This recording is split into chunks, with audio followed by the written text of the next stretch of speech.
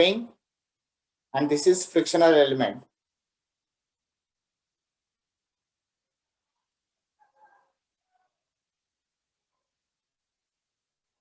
By using this, we can easily understand second order system.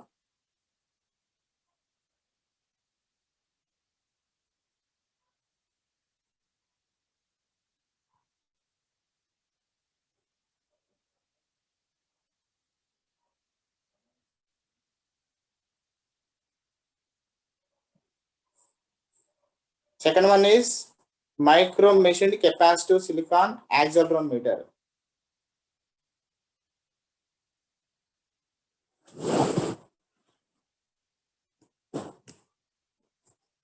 So these are the two different practical systems which shows their differential equations which is nearly equal to the second order system.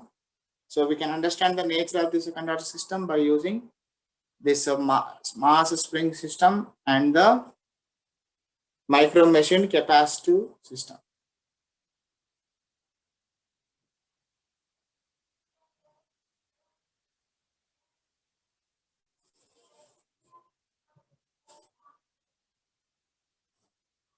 Students, if you are using any measurement system, you have to analyze static characteristics and dynamic characteristics. And today we have seen static characteristics like accuracy, precision, repeatability, reproducibility, sensitivity, linearity, resolution, threshold, hysteresis. All these are static characteristics. If your input is constant, then we have to focus only on the static characteristics. Or if you are using a DC kind of input, then also we can focus on the static characteristics. Or if you are using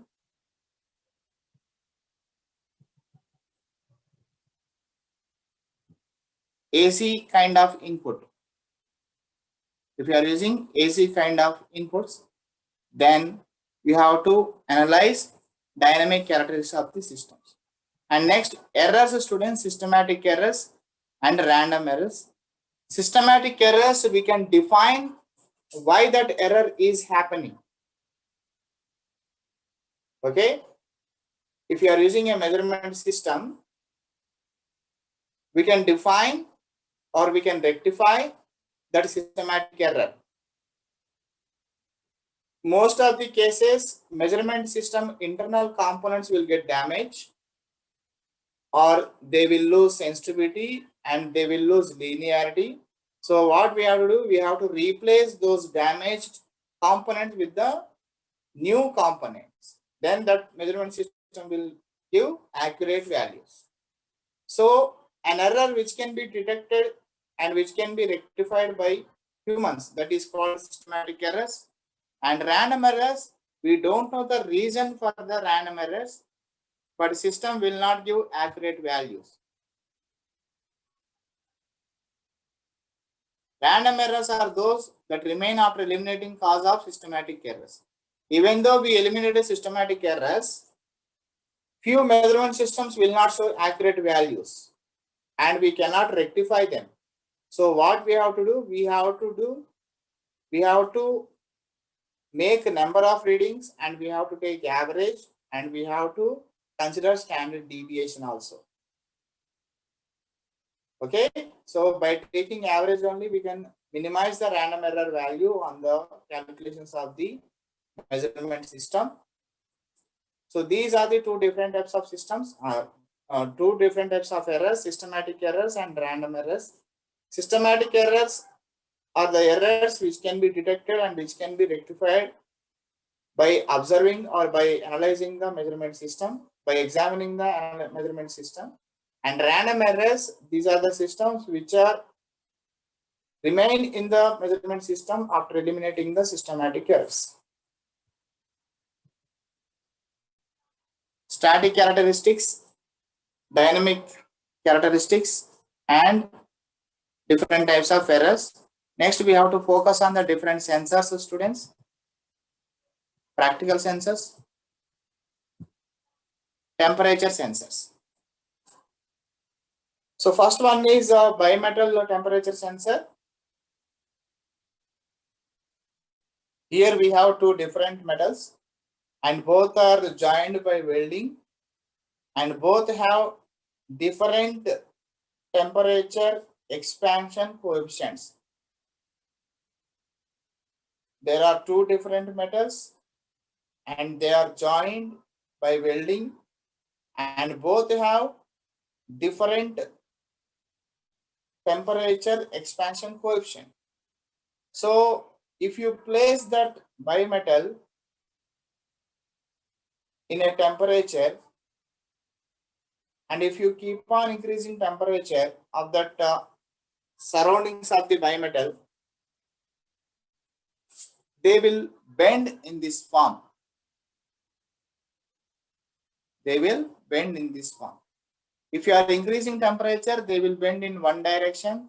And if you decrease the temperature, these two will bend in another direction.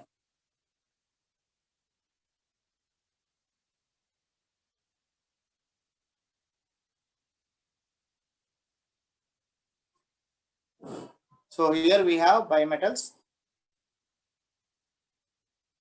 There are two different metals. They are joined by welding. They have different temperature expansion coefficient. And if you keep on increasing temperature, they will bend in one direction. And if you decrease temperature, they will bend in other direction. Here there is a small printing mistake, students. T2 is less than T1 and T2 less than T1. Here T1 is less than T2. Okay. And they are very much useful at this temperature range minus 75 degrees Celsius to plus 540 degrees Celsius. And we can estimate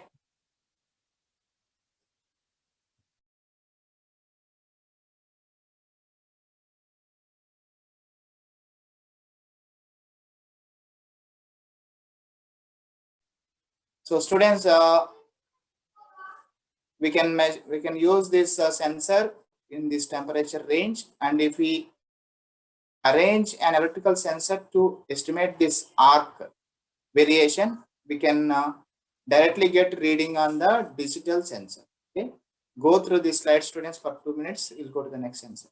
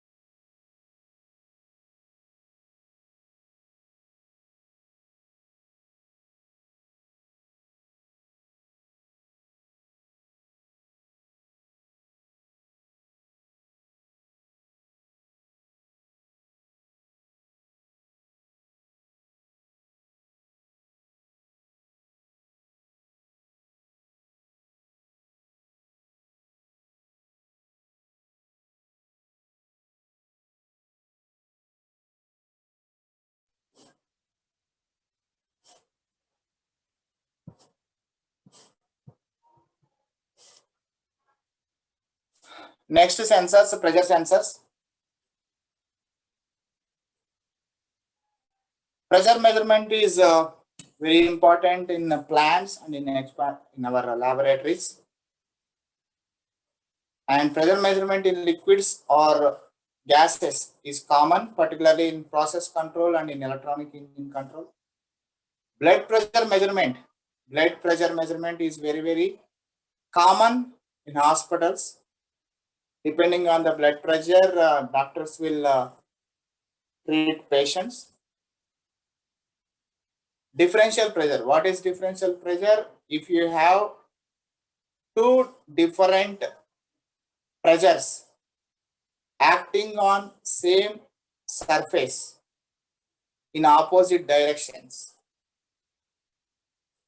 then we have to calculate difference of those two pressures and we will call that as differential pressure. Okay, for example, if we have an elastic material and on top side, if one pressure is working, at the downside another pressure is working,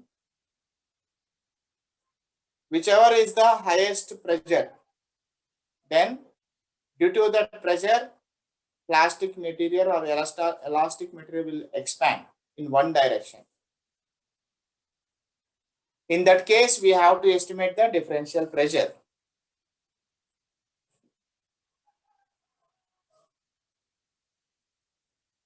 Absolute pressure is measured relative to perfect vacuum.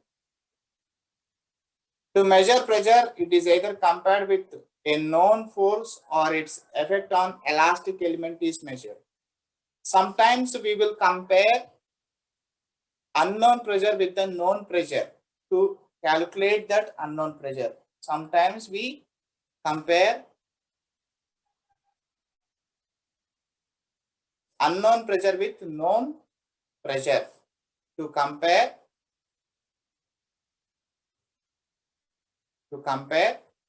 unknown pressure.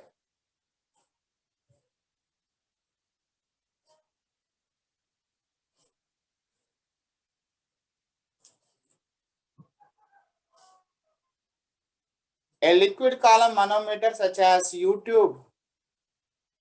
So here we have U-tube manometer. This is U-tube manometer.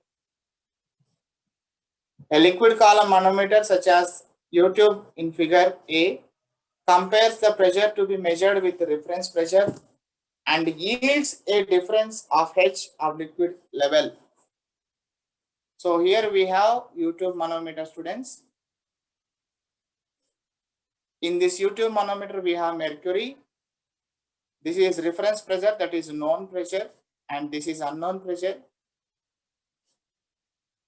Depending on the known pressure and unknown pressure, this height of the mercury level will vary.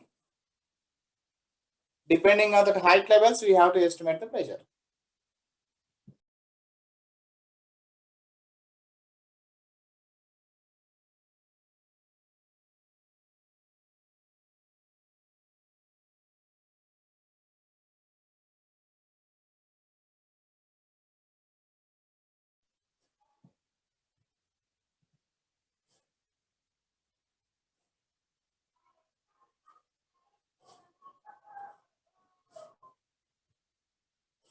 And this is the equation for height in the U-tube manometer.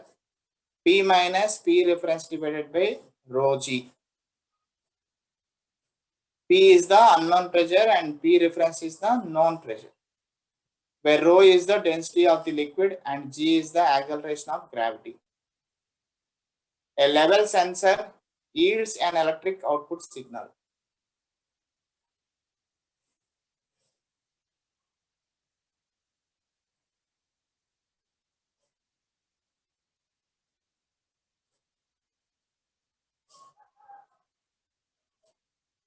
And this tabular column shows different kinds of pressure sensors. In these, we will see few sensors to measure pressure.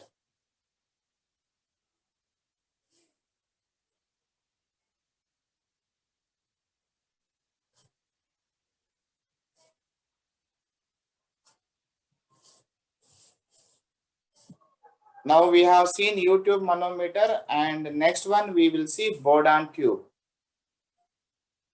B and C figure shows Bourdon tube, students.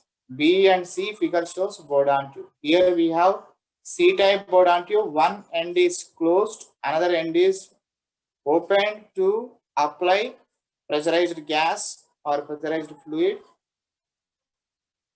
If you allow pressurized fluid in this Bourdon tube,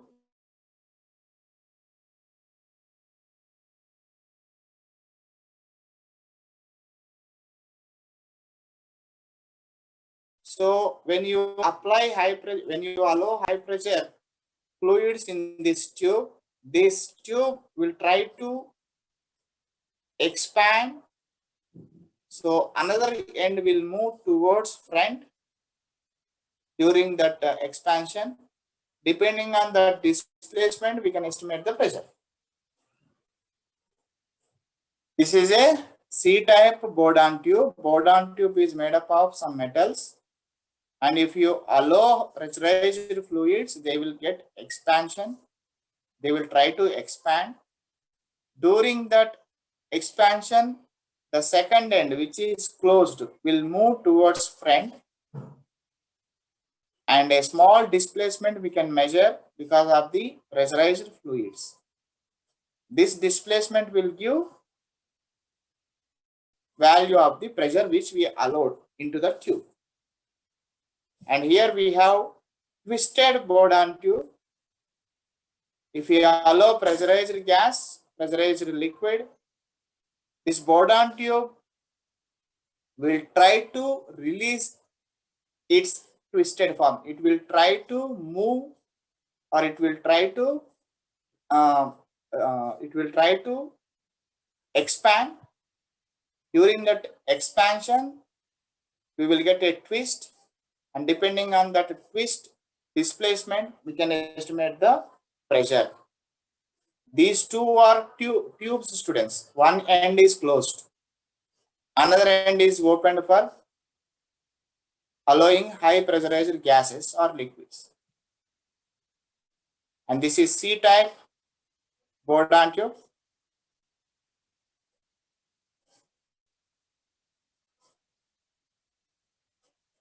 This is twisted Bourdon tube. We are converting pressure into displacement. And this figure shows a diaphragm, students. Diaphragm is also made by metals or some fibers or leather. If you apply pressure on the diaphragm, it has circular shape. It will get expansion. It will get expanded. Because of that expansion, we can estimate the applied pressure on it.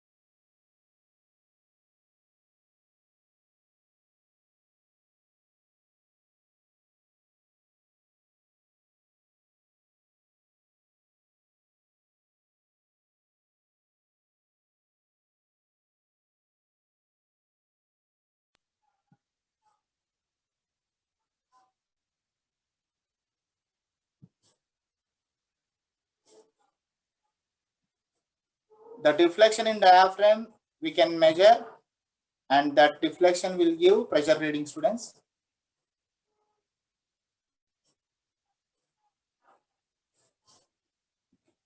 And here we have enclosed surface, enclosed chamber. Here we have to arrange diaphragm, and here we have to arrange piezo resistors. If you allow pressurized gas or liquid, diaphragm will create pressure on piezo resistors, then resistance will vary.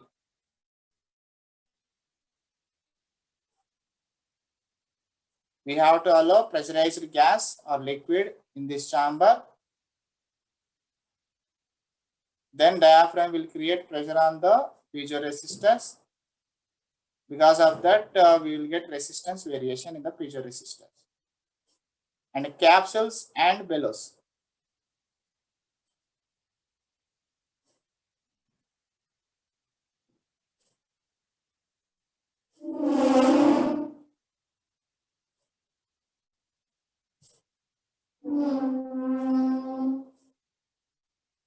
A capsule consists of a twin corrugated diaphragm joined by their external borders and placed on opposite sides of the same chamber. So this is called capsule. Here, if you allow pressurized gas or liquid, they will get expansion. They will get expansion. During the deflection, we will get pressure reading.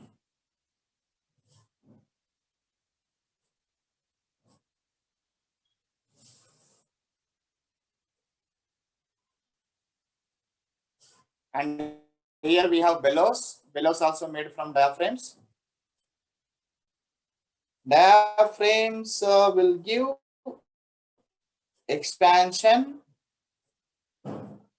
Because of that expansion, we can estimate the pressure.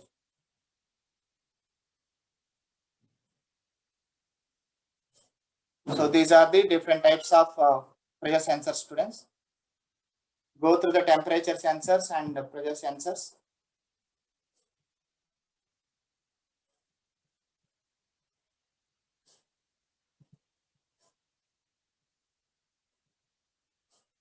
These are the temperature sensors and these are the pressure sensors.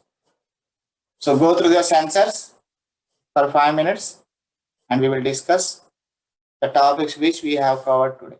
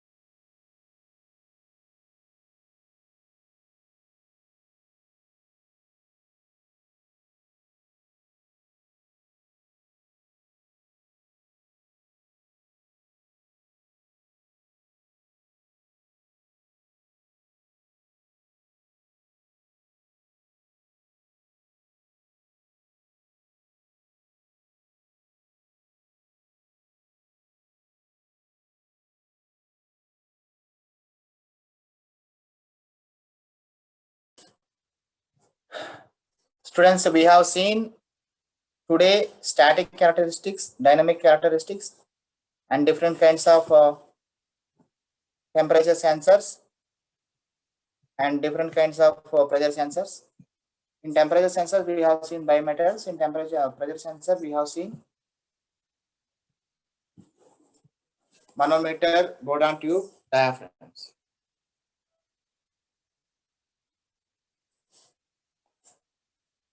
Okay, students, we will discuss remaining topics in coming class.